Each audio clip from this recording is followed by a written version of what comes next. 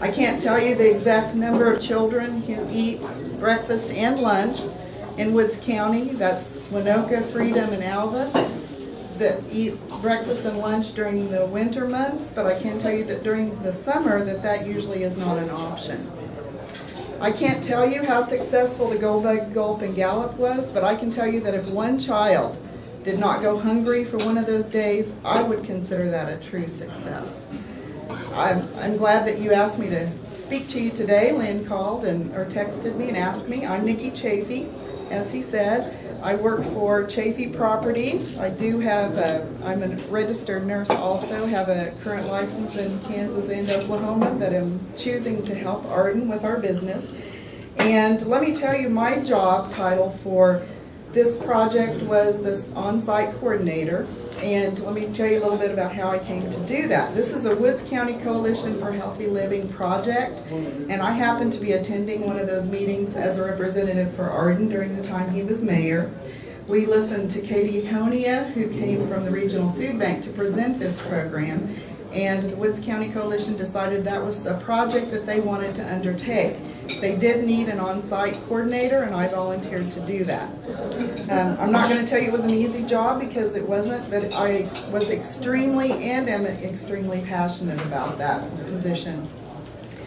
During the Coalition's summer program, which is co-chaired by Alex Nance and Kelsey Cottom, we served 1,678 lunches. That was during a 6-week period that started June 1st and ended July 9th. We served Monday through Thursday at Washington Elementary School. We also served a total of 273 snacks. That was from 8:30 to 8:45. And those children, those were the ones that went to summer school, the summer school program. So as soon as that ended, we didn't have any more summer morning snack programs, but we tried to kind of correlate with that particular program. We had extremely large amounts of volunteers. The program could not have worked without individuals and without organizations helping. The food came, it was free to us, and it came from the Regional Food Bank. I did bring you, Mondays, I'll tell you, were the kids' favorite meals because it was an Uncrustable peanut butter and jelly, string cheese, and 2 packages of raisins. Raisins were not a popular option, but we had to provide the lunch in a sack lunch much like this. Because it was the Regional Food Bank, we had to make sure that they followed those instructions and rules that they gave us. One of the rules was, interestingly enough, you had to serve during the times you said that you were going to serve. So we had to start serving at noon. And the second day, I think, of our program, we had a site visitor come. And interestingly enough, a couple of the little kids, they just were jumping up and down. It was like 5 or 10 till, and they said, "We're so hungry." Well, we started to serve them, and she said, "No, you cannot serve until noon." So those are things we learned. They did have a sharing table. Every child had to take a sack lunch. Contrary to what the children believed, this is a well-balanced lunch, and it was provided. So we had to serve what they had told us we needed to serve.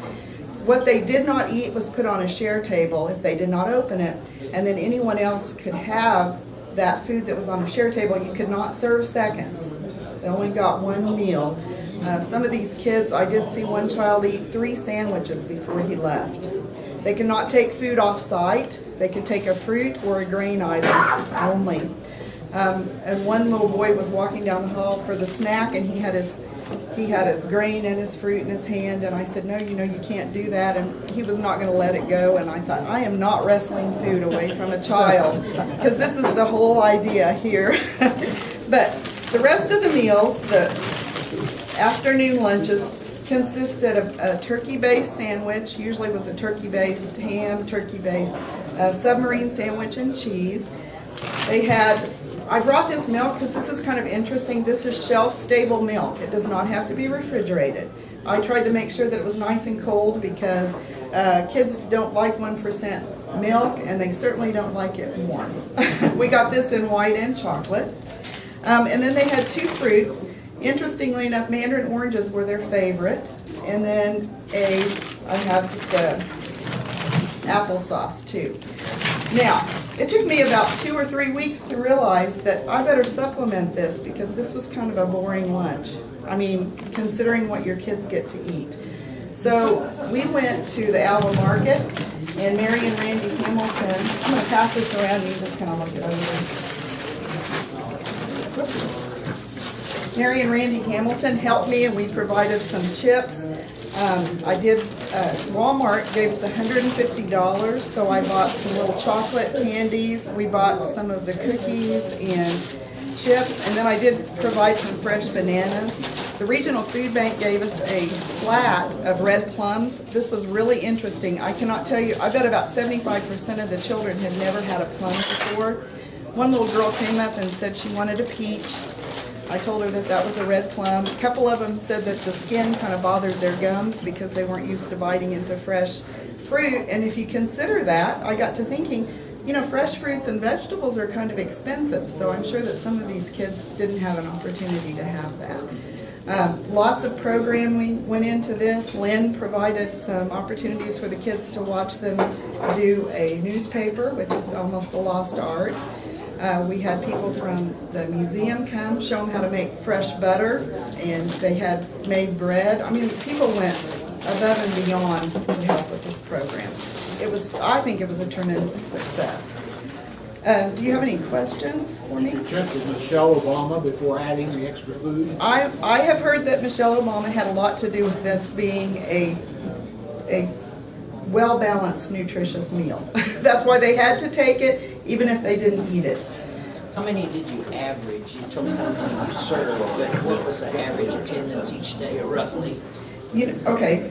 Do you want, the first week we did 337 meals, week 2, 286, week 3, 314, week 4, 328, 5 was 224, and week 6, 189. Our numbers went down because I think people thought the program ended after the 4th week, and it went on to the 6th week. We also had a lot of the Lutheran daycare come, and some of the Lutheran daycare kids they get a hot lunch, and they were upset because they got a cold sandwich. So they quit eating on a Tuesday and didn't tell me the last couple of weeks. So. Did you get any feeling on how many of these kids were really hungry?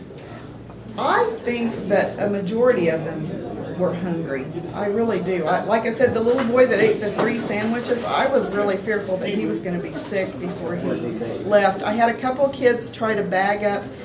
The share table had a lot of fruit on it, and I have a couple kids try to just fill the bag with the fruit and take it off site. And I wasn't supposed to allow that to happen. However, if they really needed it, I kind of felt like they probably needed it. Edith Weavener took some of the fruit because you weren't supposed to do anything with it except for discard it.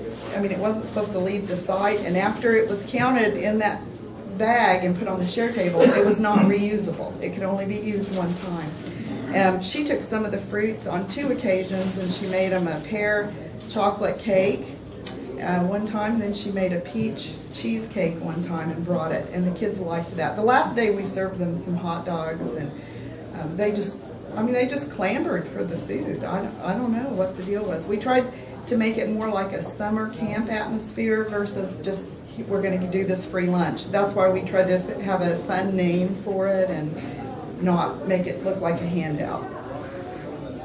Yes? Outside of the food, how did this logistically work? Did the parents all bring their kids to the school and then they stayed so long and then left? We provided busing for the kids, a limited busing schedule in town every day. Pete Phillips, we hired him. He was I think our only paid employee, and he helped because he was our liaison between the Alva Public Schools and the Gulp and Gallop, because we weren't employed, so liability issues. We let him take care of the discipline issues, which there were very limited. I was really pleased with that many kids, because at one time we had 90 children there. And they would walk, they could ride their bike, and they could come by bus. Lutheran bused some of their children, and then Pete picked up kids every day, Monday through Thursday at different sites. Did these kids have to qualify to be there? No, Woods County qualifies because of our annual income. Every school-age child 18 and below. That was the only qualification.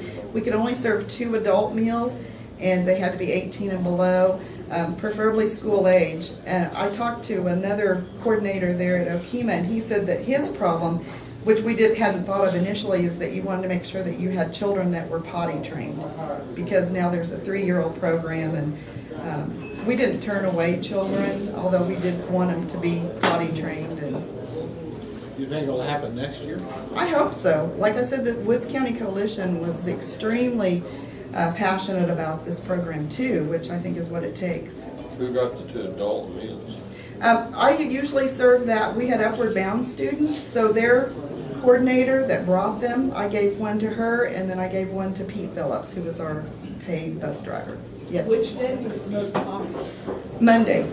Monday, because they had the string cheese and the peanut butter and jelly, and every day they'd say, can I have peanut butter and jelly? Well, I couldn't, unless they had an food allergy, they had to have what was there, which you can see how that would be a mess if they wanted a different kind of sandwich. And I personally thought some of the sandwiches had a little too much bread in them. They had like 3 slices of the meat and a couple slices of cheese, but the food bank had provided like mayonnaise and mustard and forks. They didn't provide napkins, which was kind of an odd thing, but you know, we tried to provide that for the kids as well. And it was great. I personally threw 2, on top of all of this, there were 2 children that I personally threw their shoes away. One of them had a pair of sandals and it had broken, and it was at the point where it wasn't even safe for her to walk in. And you know, I don't know if she was a foster child. We had to be really careful about taking photos. That's why if you saw some of the pictures online that we posted on Facebook, I really was cautious not to take kids' pictures, because some of them we didn't have permission to do that. So we had to kind of, I think there were some situations, circumstances that I think you would all have been shocked at here in Alva, Oklahoma. Woods County, yes. One more question, now I'll Okay, quit. that's fine. The bread in the sandwiches, was it whole wheat bread or was it white and rich bread? There were different ones. There was a French roll, there was a Kaiser roll, wheat. I think most of them were wheat based. And I did double check to see if I could supplement the lunches. She was a little bit surprised, and I know that Fairview had this program and it was associated with their summer school program. And Yolanda what's her last name, Gordon? That came from Fairview, that's in the Woods County Coalition. Yolanda Crestwell. Yeah, she was telling me that they did not supplement at their school. And I just saw that, just, you know, those little cookies are $1.78 a pound. And I would put like 3 of those in the baggies, and we would do that with some of the chips. And the bananas, fresh bananas were really popular. Those went quick. Of course, you couldn't keep those from week to week. But what other questions? Arden? Well, we brought all 4 of the grandchildren on several different occasions, and on one occasion in particular, our older daughter called and asked what the kids had for lunch. And I said, well, Darren ate a bag of M&Ms, and Tessa licked the mustard off her sandwich. And she said, Peepaw, this is really good mustard. And that was her lunch. Our kids learned this thing. And I do think that this was even more far-reaching than the children that we served, because technically the lunches that were put on, the meat sandwiches that were put on the sharing table, of course, had to be trashed at the end of the day. And I do know that some of those people took those home, or took those to people in their employment, and they enjoyed that. And that, I think that was helpful. You know, I hated to just throw stuff away. But the whole idea was to take this program to where the kids were. And Washington School, initially we just wanted to do it at the Alva Middle School. And I know that some of you haven't noticed, but the Alva Middle School is not fenced in, which was a safety issue for the children, for them leaving the area if they went outside for an activity. But not only that, but somebody coming into the area that we might not be able to police who was coming and going. But the Washington Elementary had a summer school program, which this was the first year for that. And Allison Tucker said she had like 45 signed up. She ended up having about 20 or 25. Yes, Mr. Brown. You mentioned that Woods County was below the per capita income threshold. You have to know what that is. I'm not really sure. Arden does. A few years ago, it was 21,000. And I don't know what they base that on, and I don't know necessarily that it was Alva that brought those numbers down. I think we're talking about Winoka and Freedom. And I would have liked to, this was Woods County. I did make a special invitation to Winoka and Freedom schools before they left for the summer to please have their kids come over if they could. However, we could not afford to bus them over here.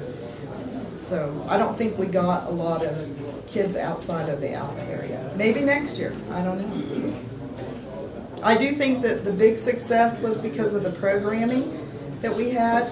We even had Metaflight land on the playground one day. If you guys that were working downtown heard it come in, and the kids, that was pretty exciting to me, and I know it was to the kids. We had the drug dog come in, talk to the kid, and the manager, or Mr. Hawley, talked to the kids about that and showed them how that worked, and I enjoyed it. I tried to take pictures as much as I could, but because of my responsibilities, sometimes I was not there. I didn't get to go with them to the newspaper office, and I didn't get to go with them across the street to the library. Any other questions? Troy, what's yours? I was just thinking the day that the drug dog came in, were there certain kids that didn't show up? No, and even the employees were there. They would hit on him just from what is at home. Yeah. So that's true. Thank you very much.